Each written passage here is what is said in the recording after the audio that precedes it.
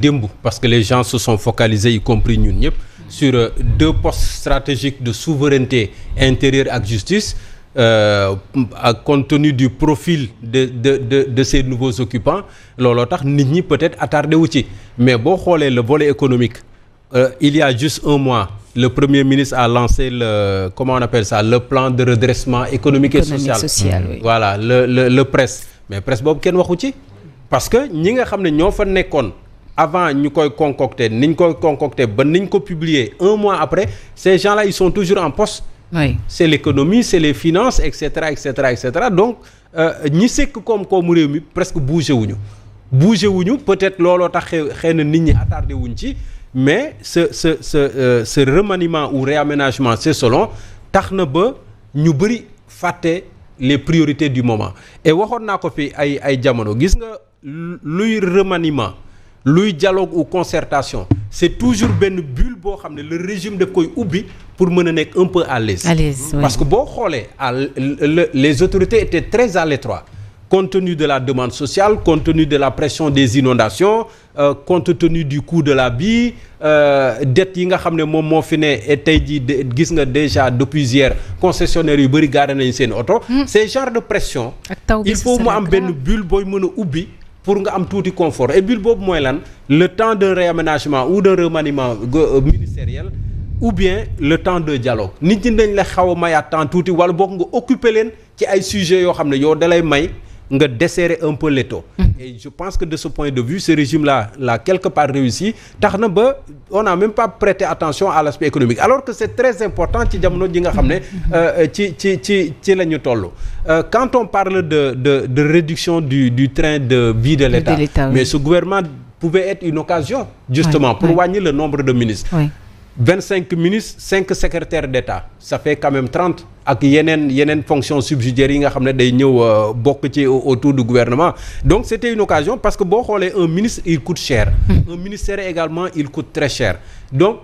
bu ñu ko wàññi woon à la limite gën a resserrer la ceinture xëy na nit ñi dañ ko sentir mais dans ce gouvernement on ne le sent pas je ne justifie pas nag lii waa Pastef def mais d'habitude un gouvernement il répond à plusieurs critères les nominations répondent à plusieurs critères notamment peut-être premièrement des critères d'ordre politique peut-être efficacité bi doog a ñëw li ci des nag ngay doog a jël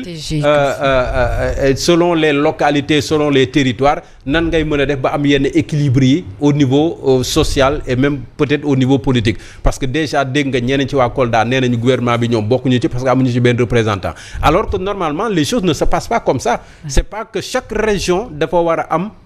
un représentant c'est pas que chaque entité politique de la mouvance présidentielle dafa war a am un représentant boo bëggee efficacité il faut y aller avec moins de monde et moins de contraintes et yenn considération yi boo ko jëlee en contraire rek da ngay forcer lu bare il y a eu combien d'entrées pour combien de sorties foofu rek boo xoolee rek war na laa mën a jox une idée Jean-Baptiste moom moo génn Ousmane Diagne moom moo génn Mountaga Diaw mu yoroon tourisme presque ñu bëri xamuñu ko woon ñoom ñoo génn mais ñaata ñoo dugg tu as Déthié tu as Cheikh Niang on en a 4 affaires étrangères kan nga amati encore Bamba Cissé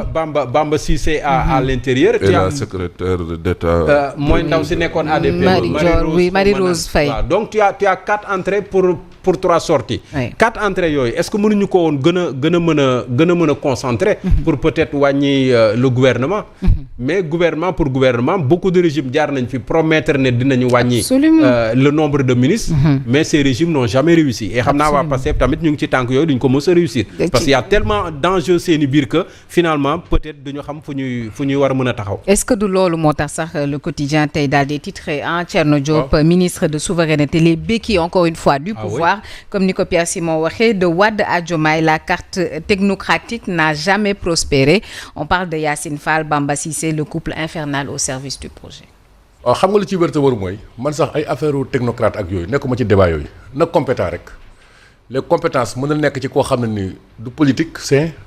comme politicien parfois tam parce que damay dégg wax jooju ay technocrate politicien nit day def politique jàng Ablaye Wade politique la politicien la mais dafa bëri ay diplôme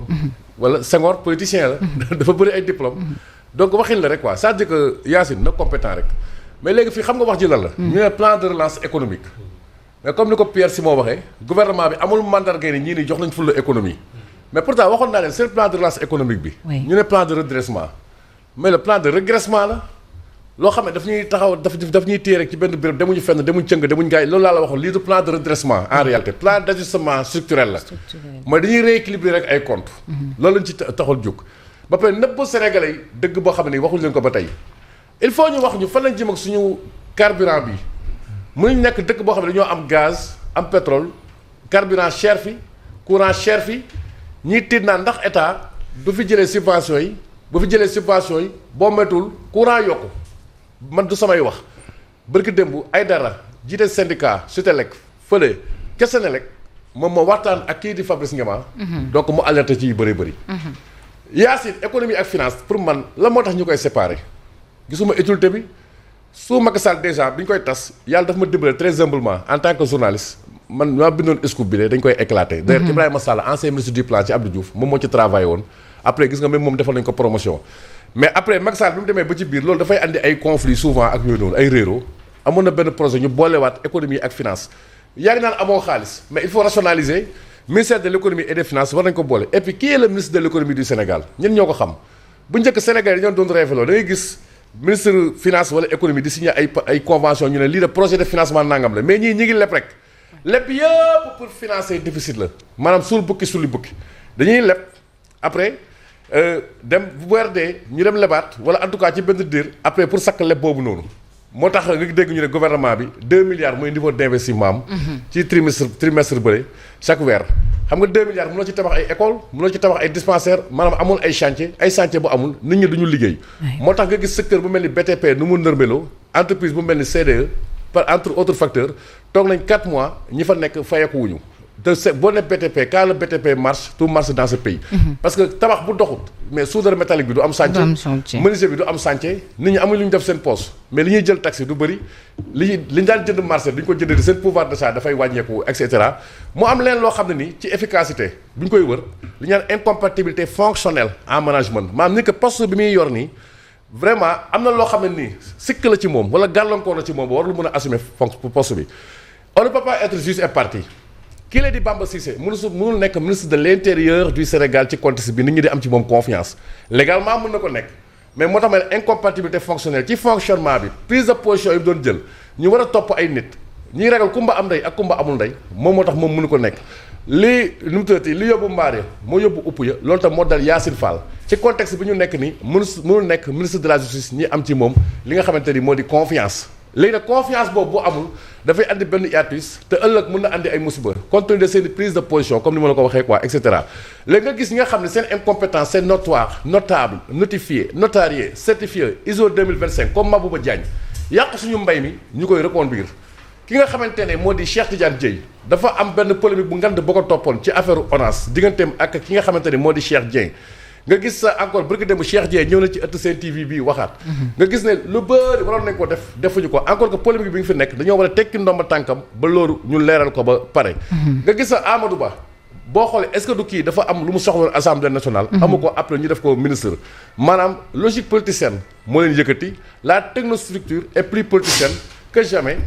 que par le passé te ñii ñooñu doon dig li nga xamante ni moo di rupture ñëw ma ci caisse noire yi ñëw ma ci agence yu bëri yi ñëw ma ci yeneen yi ak ñi nga xamante ni boo déggee ñu wax rek da ngay naan ñii est-ce que mën nañ nekk ministre tam loolu débat boobu il faut ñu poser ko Yacine du question nit ki dafay andi bac plus 10 wala bac plus 20 ñu ne compétent na Sénégal il faut qu'on ausculte les diplômes parce que diplôme présomption de connaissance la am na diplôme yoo xam ne yaa may dégg est-ce que ça ne renvoie à aucun contenu cognitif maanaam boo ko doon peese ci xam-xam amul valeur mais ki ñu def porte-parole du gouvernement Marie-Rose xawma lan parce que démb maa ngi ko dégg moom Allemagne waaw dëkk mel ni Allemagne nga xam ne ay taux de croissance yu bëri la am depuis ay at mais c'est archi faux ku xamul niveau taux de croissance su Allemagne di waxee noonu kooku est-ce que am na niveau nekk ministre ak moralité enquête de moralité bu amoon yenn profil est-ce que mën nañ nekk ministre yenn kàddu yi ku koy yëkkati ku mel ni Bamba Fall ku mel ni Ndiek Sarr xawma lan et cetera c'est le gouvernement c'est le pire gouvernement de l'histoire du Sénégal depuis les indépendances je pèse bien c'est le pire gouvernement avec grand P yokku ko ci yaakaaruma ci benn yaakaar man comme ni mu la waxoon par le passé rek et bientôt ma jeexalee foofu daaw heure bi mois de septembre la ñu Ousmane Sonko waxoon dette cachée ma jàpp ne ay taafantolo kese la ay lay kese la jekku lay rafet jëfin moom moo ko gën mais monsieur le premier ministre faut pas que cette histoire de dette cachée aussi soit cachée il faut que tey ñu wax ñu le cabinet Mazars lan la liggéey pour man bu Cour des comptes bu ñu amoon ci boobu confiance kenn du woo cabinet Mazars mais loolu l'opposition daf ko war a laaj l'opinion dañ ko war a laaj parce que il s'agit de nos documents budgétaires bu ñu ci waxee dañoo war a jox ay preuves. Mamadou Fofana Mame Mbaye maa ngi lay nuyu bu baax a baax. da ñuy fekk ci waxtaan Mamadou Fofana est-ce que d'accord nga ak Thierno li mu wax. oui xam nga nee na c'est le pire gouvernement. oui et man il pèse ses mots. non c'est ce qu'il dit. soxna si man démb wax naa ko fii man moom nee naa sénégalais yi nañ jàpp na ne ñii noppiwuñu pour lijjanti problème sénégalais. parce que xam nga lu tax je m'explique d'abord remaniement bi 25 ministres la ak 6 ministres d'État. kon dafa yokk gouvernement bi loolu benn la. 5 laa waxoon mais 6 la. 6 la Marie Rose moo ko def 6. Ousmane Sonko dafa taxaw fii Diomaye ne damay woote dialogue politique mu ne ko dialogue économique moo war a am ci réew mi. loolu du benn. ñaareel ba ñu def conseil des ministres pare génn mu ne leen réew mi gaañi dañoo incompétent. waaw léegi ngeen def remaniement indil ñu même ossature bi waaw mais léegi soo ne loolu nan nga koy jàngate. yow yaa taxaw fii nga ne réew mi problème koom-koom la am bu fi kenn dialogue politique nga jógee ci loolu def conseil des ministres ba pare nga ne waaw réew mi moom il faut ñu nangu ne am na ñoo xam ne mënuñu dañoo incompétent suñuy gaa waaw nga jógee ci loolu ñëw nit ñi foog ne yéen